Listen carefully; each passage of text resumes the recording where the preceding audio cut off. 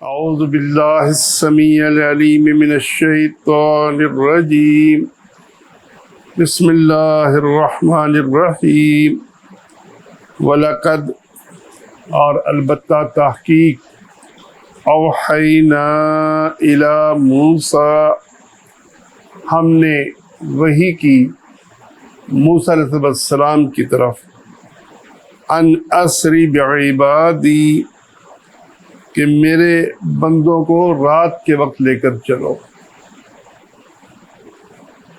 یہاں وہ طویل کشمکش جو قوم فرعون اور موسیٰ علیہ السلام کے ساتھ برپا رہی اس کو اللہ تعالیٰ نے حذف کر دیا، بیان نہیں کیا۔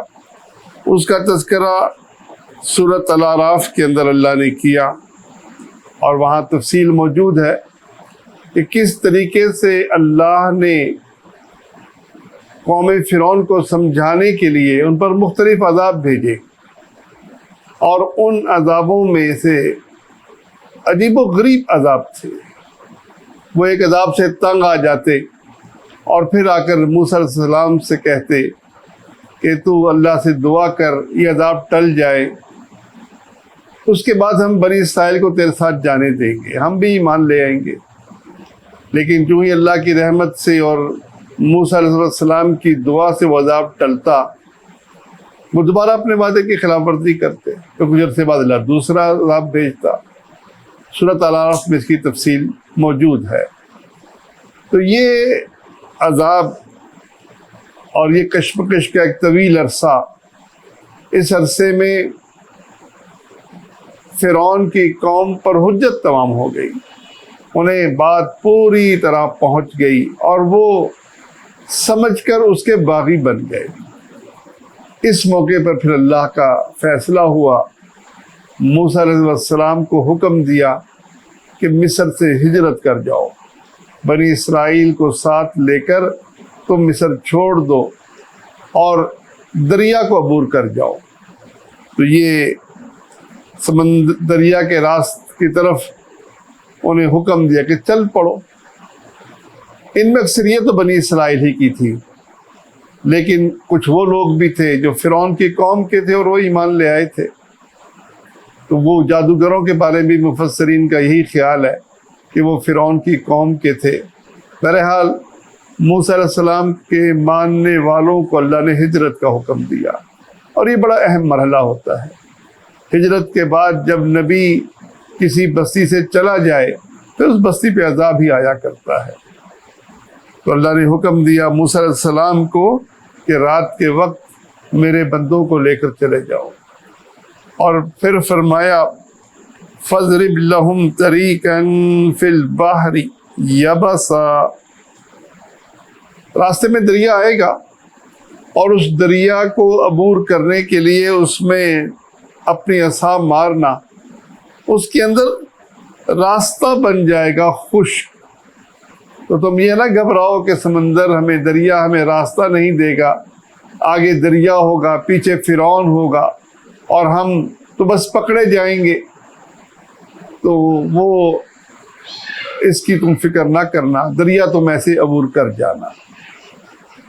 تو رات کو جب فرعون کے ڈر سے چھپ کر آپس میں انہوں نے، بنی اسرائیل نے اور ایمان والوں نے ہجرت کا فیصلہ کیا، تو اللہ نے یہ بھی کہا لا تخاف درکا، تجھے پا لینے کا خوف نہیں ہونا چاہیے، یہ خوف دل سے نکال دو کہ فرعون تمہیں پکڑ لے گا، کیونکہ فرعون اس نے ظلم کی انتہا کی ہوئی تھی، موسیٰ علیہ السلام کے آنے سے پہلے بھی اور ان کے آنے کے بعد بھی بنی اسرائیل پر انتہائی ظلم کرتے تھے۔ تو ایک خوف تھا کہ جب ہم ایسے بغاوت کر کے نکلیں گے، یہاں سے ہجرت کریں گے، تو فرعون تو ہمیں پکڑ لے گا، اور جب پکڑ لے گا تو اس کی تکالیف تو پھر برداشت سے باہر ہے۔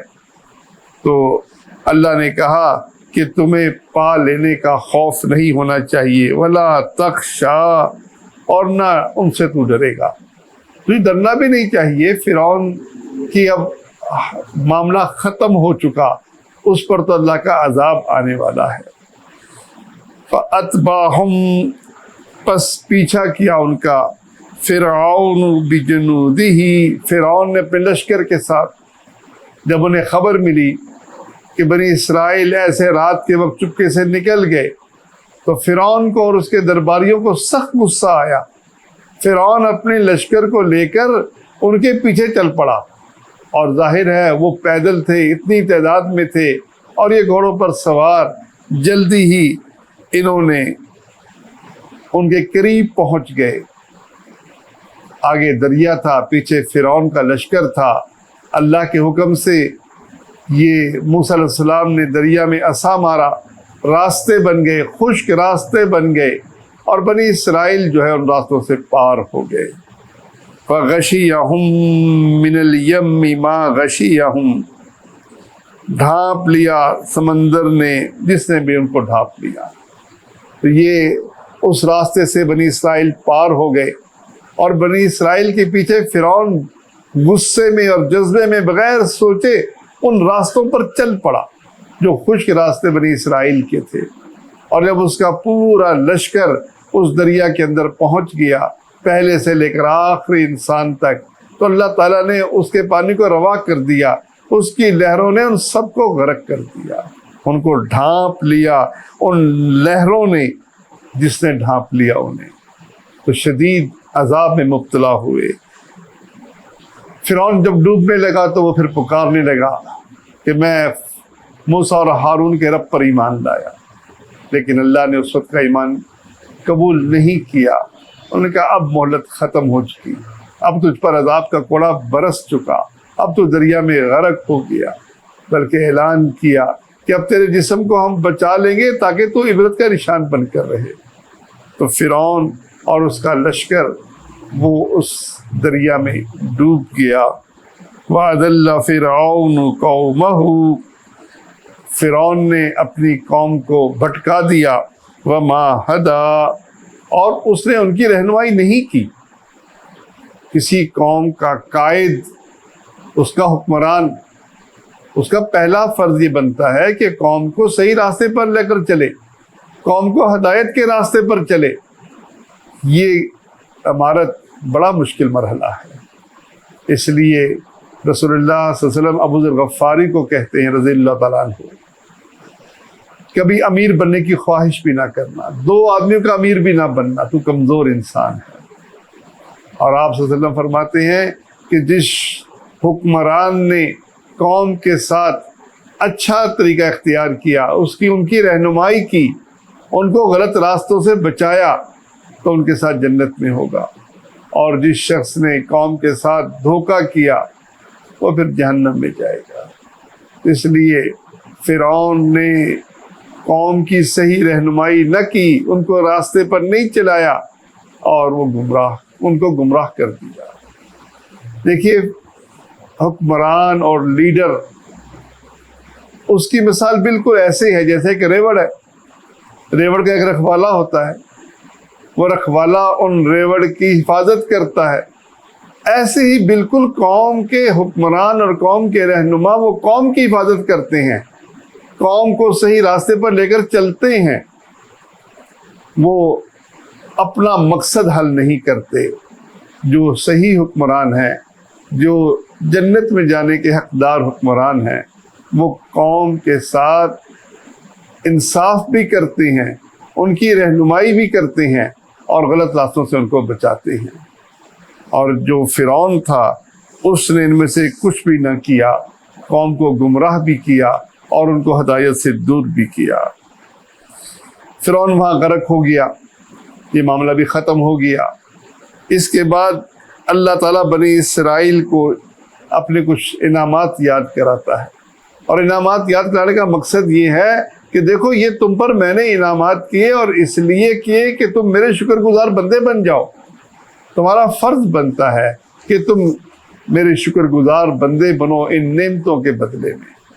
اللہ فرماتا ہے یا بنی اسرائیل، اے بنی اسرائیل، قد انجیناکم من عدوکم، ہم نے تمہیں تمہارے دشمن سے نجات دی۔ فرعون اللہ کا بھی دشمن تھا، لیکن بنی اسرائیل کا بھی دشمن تھا۔ بنی اسرائیل کے بچوں کو ذبح کرتا تھا، بچوں کو زندہ چھوڑتا تھا، اس سے بڑی دشمنی اور کیا ہوگی؟ اور ان پر اتنا ظلم کیا ہوا تھا کہ ظلم کی انتہا تھی۔ اللہ تعالیٰ نے اس کو ان کی نگاہوں کے سامنے غرق کیا، اللہ نے ان کو نجات دی۔ تو اللہ تعالیٰ یاد دلاتا ہے کہ دیکھو میرے انعامات جو تم پر ہوئے۔ سب سے پہلا انعام ذکر فرمایا کہ میں نے تمہیں تمہارے دشمن سے نجات دی، تمہارے سامنے اس کو غرق کیا۔ وَوَعَدْنَاكُمْ، اور ہم نے تم سے وعدہ کیا، جانب الطور الایمن، طور کے دائیں جانب۔ یہاں دوسرا انعام یہ گنا کہ تمہیں دشمن سے نجات دینے کے ساتھ تمہیں اپنی ہدایت کے لیے ہم نے چنا، اور تمہارے لیے ہم نے نبی مبعوث کیا، اور ہم نے نبی موسیٰ علیہ السلام کو کتاب دے کر بھیجا، تورات ان پر نازل کی، اور تورات کے لیے ہم نے ان کو وہاں بلایا جہاں ان کو مدین سے آتے ہوئے پہلی وحی ہوئی تھی۔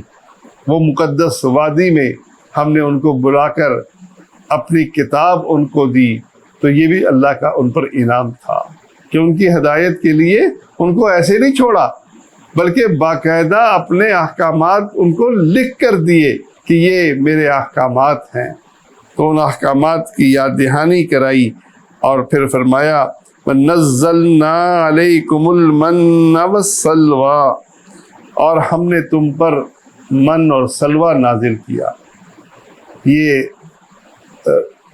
صحرا کے اندر چلے گئے، اور جب صحرا کے اندر چلے گئے تو اتنا بڑا لشکر، اتنے بنی اسرائیل، ان کے کھانے پینے کے انتظام کیسے ممکن تھا؟ تو اللہ تعالیٰ نے اپنی خاص قدرت سے دیکھیے من اور سلوہ نازل کیا ان کے لیے۔ من اور سلوہ یہ ان کی خوراک بن گئی، ان کے لیے وہاں اللہ نے 12 چشمے جاری کر دیے تاکہ انہیں پانی کا مسئلہ بھی نہ بنے اور ان کے لیے کھانے کا مسئلہ بھی نہ بنے۔ تو اللہ تعالیٰ نے یہ ان پر انعامات کرنے کے بعد فرمایا کلوا من طیبات ما رزقناکم، کھاؤ ان پاکیزہ چیزوں میں جو ہم نے تم کو دیا۔ یہ اللہ کے انعامات ہیں، تمہاری ہدایت کے لیے کتاب نازل کی اور تمہاری خوراک کا انتظام کیا، تمہیں دنیا بھی دیا اور دین بھی دیا۔ اب تمہارا فرض یہ بنتا ہے کہ دین پر عمل کرو، اور دنیا کی جو نعمتیں ہم نے تمہیں پاکیزہ نعمتیں دی ہیں ان کو کھاؤ اور پیو۔ وَلَا تَطْغَوْا فِيهِ، اور اس میں سرکشی نہ کرو۔ سرکشی کیا ہے؟ اللہ کی بغاوت، اللہ کے احکامات کو توڑنا۔ وہ احکامات جو اللہ نے نازل کیے اپنی کتاب کے ذریعے، ان احکامات کو توڑنا اللہ نے اس سے منع کیا کہ تم سرکشی نہ کرو۔ فَيَحِلَّ عَلَيْكُمْ غَضَبِي، ورنہ تم پر میرا غضب اترے گا۔ یہ نہ سمجھو کہ غضب میرا فرعون کے لیے ہی تھا، بس بات ختم ہو گئی، فرعون اور آل فرعون غرق ہو گئے، غضب ان کے لیے تھا۔ نہیں، ٹھیک ہے تم ایک نبی کے ماننے والے ہو، تم کتاب کے حاملین ہو، لیکن جب بھی تم سرکشی کرو گے تم پر میرا غضب نازل ہوگا۔ یہ غضب یہودیوں پر نازل ہوا ہے۔ یہاں سے دیکھیے، ہم جو نماز کی ہر رکعت میں غیر المغضوب علیہم ولا الضالین پڑھتے ہیں، یہ ہے وہ غضب جو ان پہ نازل ہوا کہ اللہ ان کے راستے سے ہمیں بچا جن پر تیرا غضب نازل ہوا، یا ہمیں ان نیک لوگوں کے راستے پر چلتے رہنے کی توفیق دے جو ہدایت یافتہ بھی ہیں اور ان پر غضب نازل بھی نہیں ہوا۔ تو غضب نازل ہوا یہودیوں پر، اس لیے ہمارا فرض بنتا ہے کہ یہودیوں کی وہ ساری حرکتیں جو اللہ نے قرآن مجید میں کھول کھول کر بیان کی ہیں، ہم ان کا علم حاصل کریں تاکہ ہم اللہ کی بغاوت سے بچ سکیں، سرکشی سے بچ سکیں۔ اللہ نے ان کو خطاب کیا، اور یہ خطاب ہمارے لیے بھی ہے کہ اگر ہم اللہ کے احکامات کی نافرمانی کریں گے، سرکشی کریں گے، تو اللہ کا غصہ بھڑکتا ہے اور اللہ غضبناک ہوتا ہے۔ وَمَن يَحْلِلْ عَلَيْهِ غَضَبِي، جس پر میرا غضب نازل ہو گیا، اتر گیا، فقد ہوا، بس وہ ہلاک ہو گیا۔ میرا غضب معمولی چیز نہیں ہے، جب میں کسی پر غضبناک ہوتا ہوں، کسی پر ناراض ہوتا ہوں، تو سمجھو وہ برباد ہو گیا، اس کی دنیا بھی برباد ہو گئی، اس کی آخرت بھی برباد ہو گئی۔ فرعون کو دیکھو کیسا میرا اس پہ غضب نازل ہوا، کیسے وہ دریا کے اندر غرق ہوا، اور کیسے وہ آخرت کے اندر ناکام و نامراد ٹھہرا۔ اس لیے میرے غضب سے ڈر جاؤ۔ وَإِنِّي لَغَفَّارٌ، اور بے شک میں بخشنے والا ہوں، میں معاف کر دینے والا ہوں۔ کن کو؟ لمن تاب، جو کوئی توبہ کرے، اپنے گناہوں سے توبہ کرے، شرمندہ ہو اپنے گناہوں پر، گناہ کتنے بڑے کیوں نہ اس نے کیے ہوں، اس نے شرک کیا ہو، کفر اکبر کیا ہو، اہل ایمان کو خندقوں میں جلا دیا ہو، لیکن توبہ کا دروازہ اس وقت تک کھلا ہے جب تک اس پر روح کی قبض ہونا شروع نہیں ہوتی۔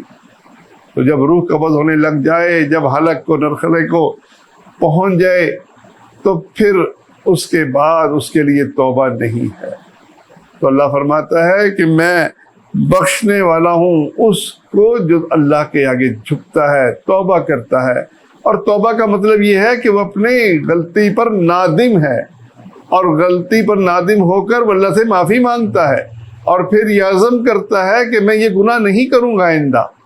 اور اگر اس گناہ کا تعلق لوگوں سے ہے تو پھر وہ لوگوں کے حقوق بھی ادا کرنے کی کوشش کرتا ہے۔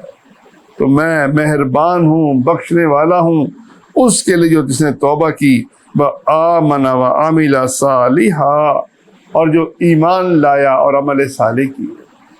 ایمان اللہ کی بہت بڑی دولت ہے۔ ایمان اتنی بڑی دولت ہے کہ جو ایمان لاتا ہے، اسلام قبول کرتا ہے، اللہ اس کے پچھلے سب گناہ معاف کر دیتا ہے۔ اللہ تعالیٰ دیکھیے توبہ کرنے سے گناہ معاف کرتا ہے، اللہ ایمان لانے اور عمل صالح کرنے سے توبہ قبول کرتا ہے، اللہ تعالیٰ نیکیاں کرنے سے برائیوں کو دور کرتا ہے۔ مسجد کو چلیے، ہر قدم پر ایک گناہ دور ہو رہا ہوتا ہے۔ تو اللہ تعالیٰ بڑا بخشنے والا ہے، اس لیے نیکیاں، ایمان اور اسلام بھی آدمی کے گناہوں کو مٹاتی ہے، اور نیکیاں بھی گناہوں کو مٹاتی ہے۔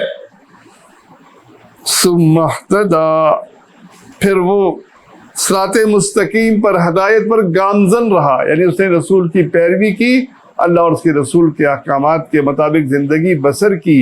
جس شخص کی یہ کیفیت ہو کہ اپنے گناہوں سے توبہ کرے، ایمان لائے، عمل صالح کرے، اور پھر ہدایت کے راستے پر چلتا چلا جائے، اللہ اس کے لیے غفور الرحیم ہے، بخشنے والا ہے۔